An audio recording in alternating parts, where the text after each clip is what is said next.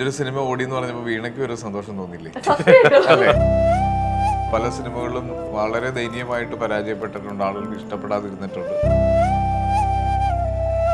രാത്രി 10 മണിയുടെ show shade ഹൈസിൽ first റോയിൽ ഇരുന്ന് കാണേണ്ടി വന്ന ആളാണ് ഞാൻ. ഇനിയും സിനിമ കാണാത്തവർ ഇത് ശ്രദ്ധിക്കുക. നല്ല ചോദ്യമാണല്ലോ ചേട്ടാ, അത് എന്റെ ഇത്ര തരത്തെ ചോദ്യങ്ങൾ മോശമായിരുന്നു. എന്തോ വീണയ്ക്ക് ഒരു കുറ്റബോധം. ഇന്ന് ആശ്വസിക്കാൻ കണ്ടപ്പോഴേ ഭയങ്കര സ്റ്റൈലിഷ് ആയിട്ടാണ് ഇന്ന് ആക്ച്വലി ഇരിക്കുന്നത്. സിനിമയൊക്കെ ഓടുന്നതല്ലേ. ചില സിനിമകൾ കണ്ടതിന് ശേഷം ഇനി ഇവന്റെ പടം അഭിപ്രായം കേട്ടിട്ട് കണ്ടാൽ മതി എന്ന് വിചാരിച്ചിരിക്കുന്നവരുണ്ടായിരിക്കും. ഈ ഭയങ്കരമായ സ്വയം വിലയിരുത്തൽ നടത്തുന്ന ഒരാളാണെന്ന് തോന്നുന്നു ആസിഫിക്ക, അല്ലേ? സത്യമാണ്, ഞാൻ പറഞ്ഞതല്ലേ.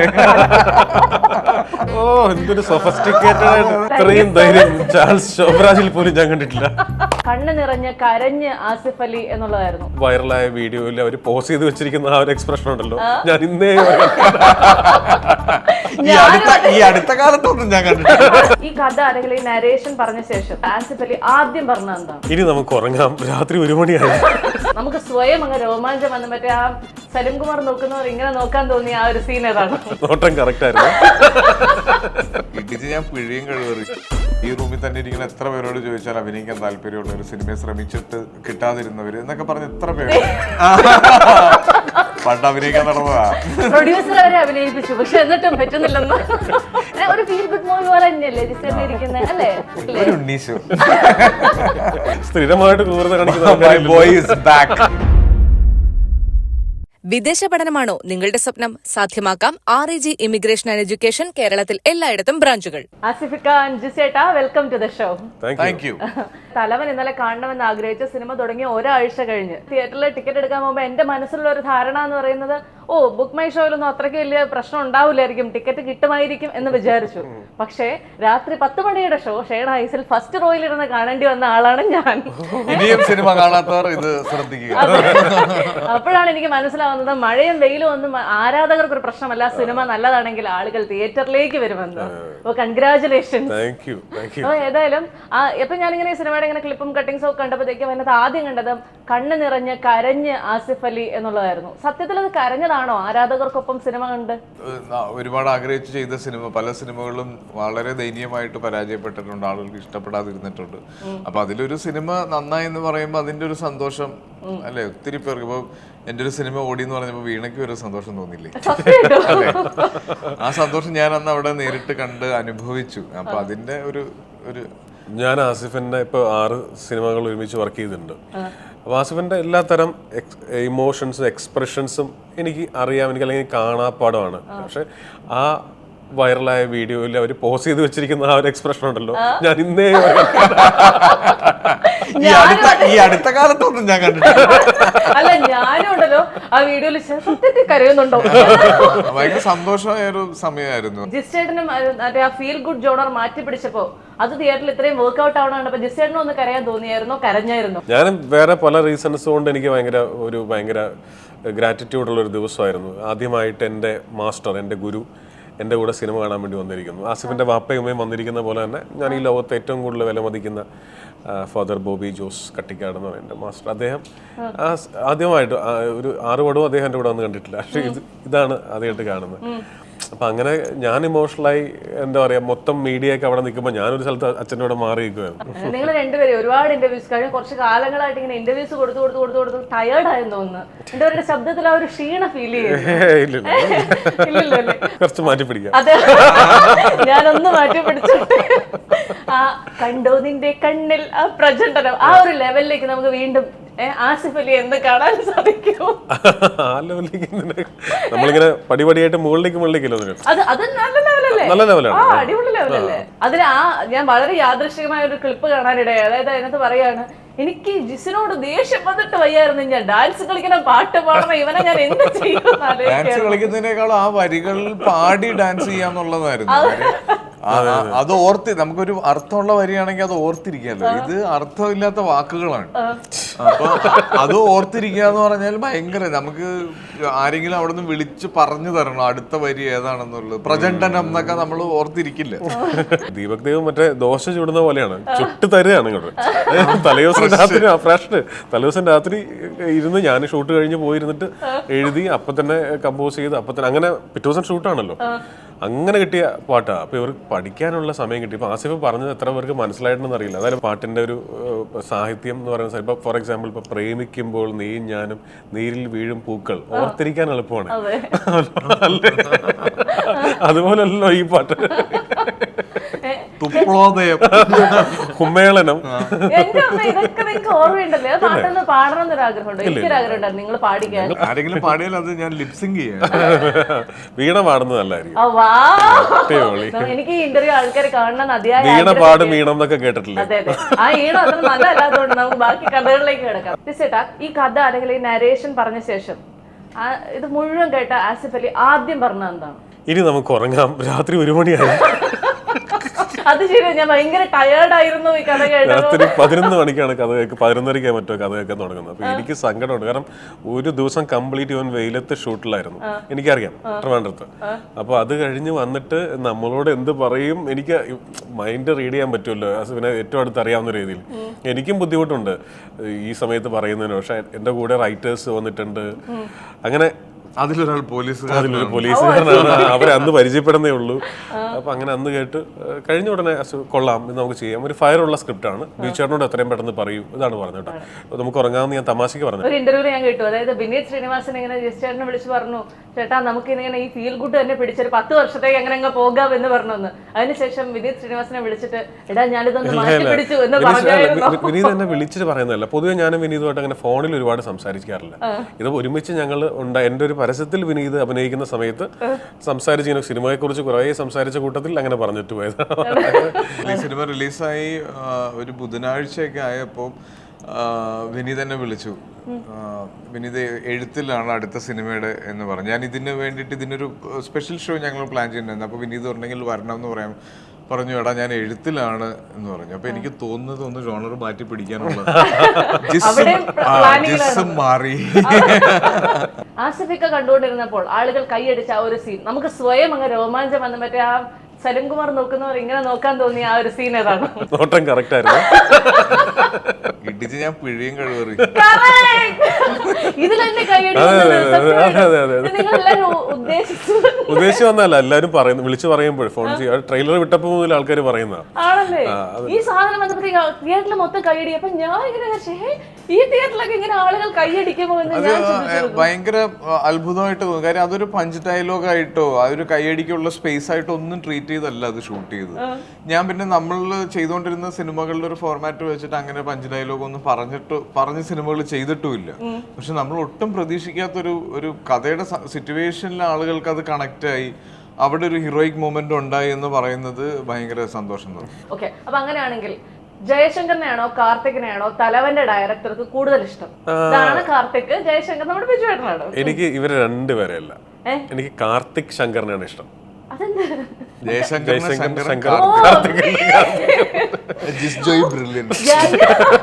ഞാൻ വിചാരിച്ചു ഇനി എനിക്ക് പേര് തെറ്റിപ്പോയ ആരെങ്കിലും അതിനകത്തുണ്ടോ എന്ന്. കാർത്തിക് ശങ്കറിനെയാണ് അവിടെ ഇരുന്ന് സന്തോഷിക്കണം. അങ്ങനെ ഈ കഥ കേട്ടോണ്ടിരുന്നപ്പോൾ ഇത്രയും 2 മണിക്കൂർ ഇത്രയും എക്സ്പ്ലെയിൻ ചെയ്ത് പറഞ്ഞുകൊണ്ടിരിക്കുമ്പോ എവിടെയെങ്കിലും ഇവനാണ് കുറ്റവാളി എന്ന് മനസ്സിൽ എവിടെയെങ്കിലും തോന്നിയിരുന്നോ, കത്തിയിരുന്നോ? കാരണം നമ്മൾ ഒരുപാട് ഇങ്ങനെ ത്രില്ലർ സിനിമകൾ കാണുന്ന ആൾക്കാരാണല്ലോ. പിന്നെ ഇതിന്റെ രസം എന്ന് പറഞ്ഞാൽ ഈ സിനിമ ഫസ്റ്റ് നറേറ്റ് ചെയ്തതിന് ഒരു സ്കെൽട്ടൺ മാത്രമേ ഈ സിനിമയിൽ ഇപ്പൊ ആക്ച്വൽ സിനിമയിലുള്ളൂ. കാര്യം ഈ സിനിമ ഷൂട്ട് ചെയ്യുമ്പോൾ ഇത് സീൻ ഓർഡറിലാണ് ഷൂട്ട് ചെയ്തു വന്നത്. അപ്പൊ അതുകൊണ്ട് തന്നെ അതിൻ്റെതായ കുറേ ഇംപ്രൂവൈസേഷൻസ് ഈ സിനിമയ്ക്ക് എല്ലാ ദിവസവും സംഭവിക്കുന്നുണ്ടായിരുന്നു. അപ്പൊ ഒരു ടോട്ടാലിറ്റിയിലേക്ക് വന്നപ്പോൾ ഇത് സംഭവിച്ചത് വേറൊരു സിനിമയാണ്.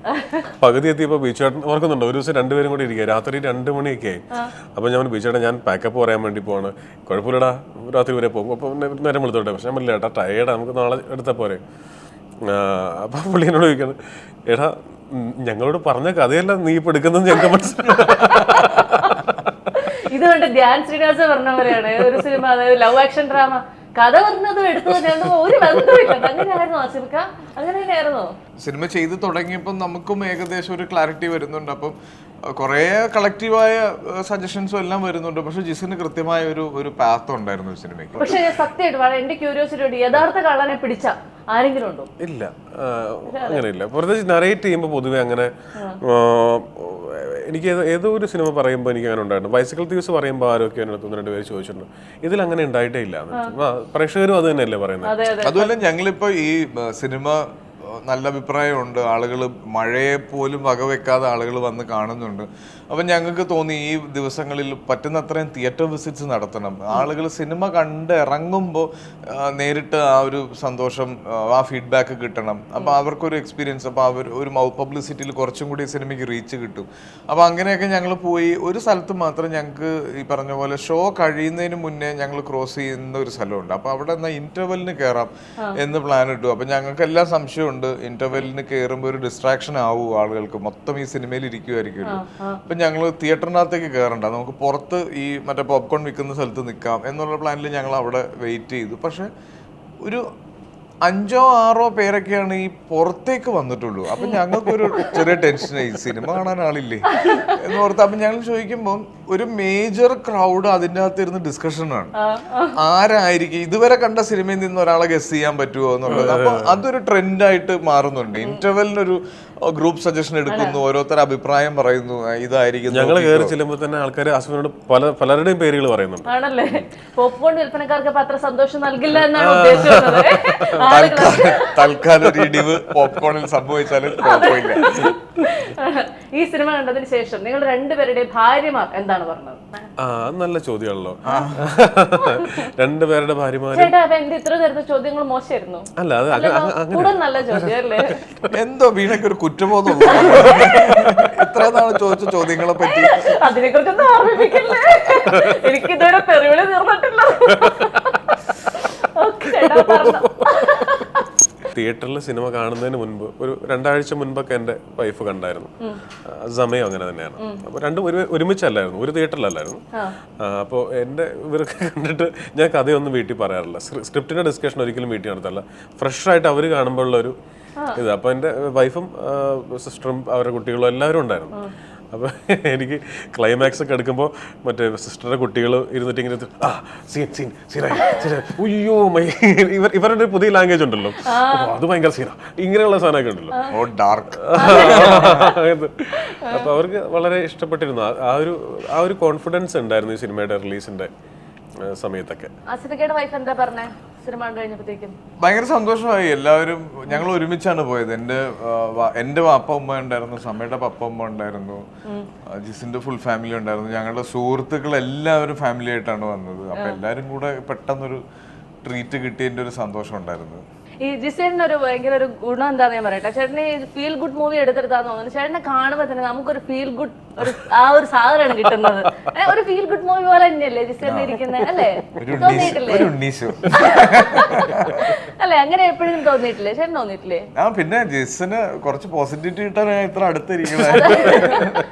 പക്ഷെ കയ്യിലിരിക്കുന്ന ക്രിമിനൽ മൈൻഡ് ആണെന്ന് സിനിമ കണ്ടു കഴിഞ്ഞപ്പോൾ എനിക്ക് മനസ്സിലാവുന്നത്. എല്ലാം ഉള്ളിലുണ്ടെന്ന് മനസ്സിലായി. അതങ്ങനെ എല്ലാ മനുഷ്യരുടെ ഉള്ളിലും അങ്ങനെയല്ലേ? അല്ല, ഒരു അതാണ് മറ്റേ ലളിത ചേച്ചി പറയുന്നുണ്ടല്ലോ, എതിരെ നിൽക്കുന്നവൻ്റെ ഉള്ളെന്ന് പറഞ്ഞ എല്ലാവരും പാവങ്ങളാന്ന് പറയുന്നത്. സ്ഥിരമായിട്ട് ക്രൂരത കാണിക്കുന്ന ഈ വർഷം ആസിഫിക്കെ സംബന്ധിച്ചിടത്തോളം ഭയങ്കര ഇമ്പോർട്ടന്റ് ആയിട്ടുള്ള ഒരു വർഷം എന്താണെന്നറിയോ? ഈ വർഷം ഒരു പടം ഇറങ്ങിയിട്ടുള്ളൂ. 5 മാസത്തിനിടയ്ക്ക് ഒരു പടം ഇറങ്ങിയിട്ടുള്ളൂ. പ്രത്യേകത അങ്ങനെയല്ല.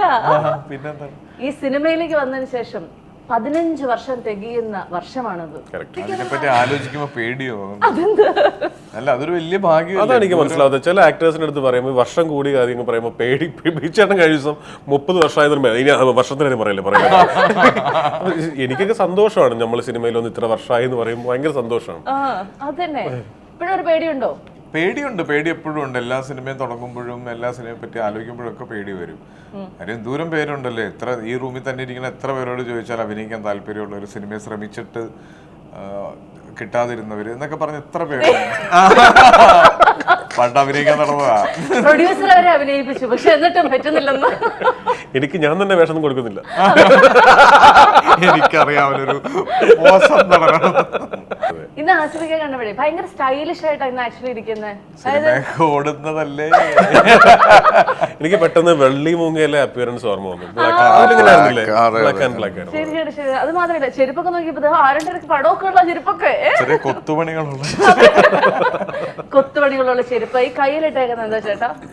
ഒന്നുമില്ല വീണ, ഞാൻ നോർമലി ഇങ്ങനെയൊക്കെയാണ് നടക്കാറ്. എനിക്കൊരു 6 മാസത്തിൽ കൂടുതൽ എനിക്കൊരു ഒരു കോലം ഉണ്ടാവില്ല. ഞാൻ എപ്പോഴും മാറിക്കൊണ്ടിരിക്കും. അപ്പൊ അതിനനുസരിച്ച് ഇപ്പം ഞാൻ എപ്പോഴും പറയും, ഞാൻ ഏറ്റവും ബുദ്ധിമുട്ടിപ്പോയത് കെട്ടിയോളണ്ട മലാക ചെയ്യുമ്പോഴാണ്. കാര്യം ഞാൻ അതുവരെ ഇട്ടോണ്ടിരുന്ന ഒരു കുപ്പായവും ചേരാത്തൊരവസ്ഥ എനിക്കുണ്ടായിരുന്നു. എൻ്റെ വാർഡ്രോബിലുള്ള ഒന്നും എനിക്ക് ഇടാൻ പറ്റാത്തൊരവസ്ഥ ഉണ്ടായിരുന്നു. അപ്പൊ അത് ഞാൻ ഏറ്റവും കൂടുതൽ ഈ സിനിമയിൽ വന്നതിൽ ഏറ്റവും കൂടുതൽ ആസ്വദിക്കുന്നവരെ, എനിക്ക് സ്ഥിരമായിട്ടൊരു കോലമില്ല. പലപ്പോഴും പല ഷേപ്പിലാണ് ഞാൻ ഇരിക്കുന്നത്. എപ്പോഴെങ്കിലും ഇങ്ങനെ വർക്ക്ഔട്ടും വളരെ അങ്ങനെയുള്ള ഹെൽത്ത് കോൺഷ്യസ് ആയിട്ടുള്ള ആള് ജിസേട്ടനെ എപ്പോഴെങ്കിലും ഉപദേശിച്ചിട്ടുണ്ടോ? എന്തിനാ? കുറച്ചൊന്നും വർക്ക്ഔട്ട് ചെയ്യണം. ഞാൻ വർക്ക്ഔട്ട് ചെയ്യുന്നുണ്ടല്ലോ. പിന്നെ എന്താണെന്നുള്ള പറഞ്ഞു പല ഐഡിയാസ്, പല സ്റ്റോറി കോൺസെപ്റ്റ്സ്. അതായത് ഒരു ഏകദേശം ഒരു 1.5 വർഷം മുന്നേ ഇവിടെ വളരെ ഭംഗിയുള്ള ഒരു ജിം എറണാകുളത്ത് തുടങ്ങുന്നു. അപ്പോൾ ജിസ് പോയി അത് കണ്ടിട്ട് അതിനെപ്പറ്റി ഏകദേശം ഒരു 3 or 4 അവസരങ്ങളിൽ ഈ ജിമ്മിനെ പറ്റി എന്നോട് പറഞ്ഞു. അത് ഭയങ്കര നല്ല ജിമ്മാണ്, തിരക്ക് കുറവാ. ആ ജിമ്മിന്റെ ഒരു പ്രത്യേകത എന്താണെന്ന് അറിയാം ആസി, നമുക്കത് കാണുമ്പോൾ വർക്ക്ഔട്ട് ചെയ്യാൻ തോന്നും. അങ്ങനെയാണ് അതിന്റെ ആംബിയൻസ് എന്ന് പറയും. ആ ജിമ്മിൽ ഞാനിപ്പോ റെഗുലർ ആയിട്ട് പോയിക്കൊണ്ടിരിക്കുകയാണ്. സാർ അതിനുശേഷം ആ ജിമ്മ് കണ്ടട്ടെ. ശരിക്കും നിങ്ങൾക്ക് ആ സിനിമ ഇറങ്ങിയ ഭയങ്കര ടെൻഷൻ ഉണ്ടായിരുന്നു. കാരണം ഭയങ്കര വലിയ വലിയ സിനിമകൾ ഇറങ്ങുന്ന സമയത്ത് വലിയ പ്രൊമോഷൻസ് ഒന്നും കൊടുക്കാതെ നൈസായിട്ട് സൈഡിൽ കൂടെ പോയി ഒരു സിനിമ ഇറക്കി, അങ്ങനെ ഒരു ടെൻഷൻ നിങ്ങളുടെ ഉള്ളിലുണ്ടായിരുന്നു? പിന്നെ നമ്മുടെ സിനിമ വലുതാണെങ്കിലും ചെറുതാണെങ്കിലും അത് ഇൻഡിവിജ്വൽ റിലീസ് ആണെങ്കിലും അല്ലെങ്കിലും ഒക്കെ നമുക്ക് ടെൻഷൻ ഉണ്ടാവും. അതായത് നമ്മുടെ സിനിമയ്ക്ക് നമ്മൾ അത്ര ആഗ്രഹിക്കുന്നുണ്ട്, കൊതിക്കുന്നുണ്ട്, അത്രയും പണിയെടുത്തിട്ടുണ്ട്. അപ്പൊ ആ സിനിമ ഇറങ്ങി അത് പ്രേക്ഷകർക്ക് ഇഷ്ടപ്പെടുവോ എന്നുള്ളത് എപ്പോഴും ടെൻഷനുള്ള ഒരു കാര്യമാണ്. ആ ടെൻഷൻ എന്തായാലും ഈ സിനിമയ്ക്ക് ഉണ്ടായിരുന്നു. ഈ ഫീൽ ഗുഡിൽ നിന്ന് ഇങ്ങനത്തെ ഒരു ക്രൈം ത്രില്ലറിലേക്ക് മാറാം എന്ന് ജിസ് ചേട്ടൻ തീരുമാനിച്ചപ്പോ ആസിഫിക്ക എന്തെങ്കിലും ചോദിച്ചോ? നമ്മൾ ആക്ടേഴ്സ് എപ്പോഴും ടൈപ്പ് കാസ്റ്റ് ആവാതിരിക്കാൻ ശ്രദ്ധിക്കും, പല പല ക്യാരക്ടേഴ്സ് ചെയ്യണം. അപ്പൊ ഡയറക്ടേഴ്സും അങ്ങനെ ശ്രദ്ധിക്കാറുണ്ട്. എന്തായാലും അങ്ങനെ തലവൻ വളരെ ഗംഭീരമായി തിയേറ്ററുകളിൽ പെർഫോം ചെയ്യുന്നു, വളരെ മികച്ച അഭിപ്രായങ്ങൾ നേടിക്കൊണ്ടിരിക്കുന്നു. ഇനിയും ഒരുപക്ഷെ കാണാത്ത ആളുകൾ ഉണ്ടാവും, തിയേറ്ററിൽ ടിക്കറ്റ് കിട്ടാതെ എന്നെ പോലെ ബുദ്ധിമുട്ടി ഫ്രണ്ട് റോയിൽ ഇരുന്ന് കാണുന്നവരുണ്ടാവും. എല്ലാവരോടും നിങ്ങൾ 2 താരങ്ങൾക്ക് എന്താണ് പറയാനുള്ളത്? ഒരുപാട് ശ്രമത്തിനൊടുവിലാണ് ഓരോ സിനിമയും സംഭവിക്കുന്നത്. നമ്മുടെ സിനിമ മാത്രമല്ല, എല്ലാ സിനിമകളും നല്ലതെന്ന് കേട്ടാൽ പിന്നെ അങ്ങോട്ടേക്ക് ചെല്ലാൻ വൈകാതെ എത്രയും പെട്ടെന്ന് കാണുക. തലവൻ നല്ല രീതിയിൽ ഓടുന്നുണ്ട്. അതിന് പ്രേക്ഷകരുടെ എത്ര നന്ദി പറഞ്ഞാലും തീരില്ല. ഇത്രയും മഴയൊക്കെ ആയിട്ടും തിയേറ്ററുകൾ നിറഞ്ഞ് പോകുന്നു. അപ്പോൾ അതിനുള്ള ഗ്രാറ്റിറ്റ്യൂഡ് അറിയിക്കുകയാണ്. സിനിമ തിയേറ്ററിൽ കണ്ട് വിജയിപ്പിക്കണം. തീർച്ചയായിട്ടും. ചില സിനിമകൾ കണ്ടതിന് ശേഷം ഇനി ഇവന്റെ പടം അഭിപ്രായം കേട്ടിട്ട് കണ്ടാൽ മതി എന്ന് വിചാരിച്ചിരിക്കുന്നവരുണ്ടായിരിക്കും. നല്ല അഭിപ്രായമുണ്ട്, ധൈര്യമായിട്ട് കണ്ടു. ഈ ഭയങ്കരമായ സ്വയം വിലയിരുത്തൽ നടത്തുന്ന ഒരാളാണെന്ന് തോന്നുന്നു ആസിഫിക്ക, അല്ലേ? സത്യമാണ് ഞാൻ പറഞ്ഞതല്ലേ. ഓ, എന്തൊരു സൊഫിസ്റ്റിക്കേറ്റഡ് ആയിട്ട് സമ്മതിച്ചിരിക്കുന്നു. ഇത്രയും ധൈര്യം ചാൾസ് ശോഭരാജിൽ പോലും ഞാൻ കണ്ടിട്ടില്ല. ഏതായാലും തലവൻ ഞാൻ കണ്ടു, എനിക്ക് വളരെ ഇഷ്ടപ്പെട്ട സിനിമയാണ്. ഞാൻ എല്ലാവരോടും സജസ്റ്റ് ചെയ്ത സിനിമയാണ്. All the very best guys. എല്ലാം ഗംഭീരമാകട്ടെ. Thank you so much. Thank you. വിദേശ പഠനമാണോ നിങ്ങളുടെ സ്വപ്നം? സാധ്യമാക്കാം REG ഇമിഗ്രേഷൻ ആൻഡ് എഡ്യൂക്കേഷൻ. കേരളത്തിൽ എല്ലായിടത്തും ബ്രാഞ്ചുകൾ.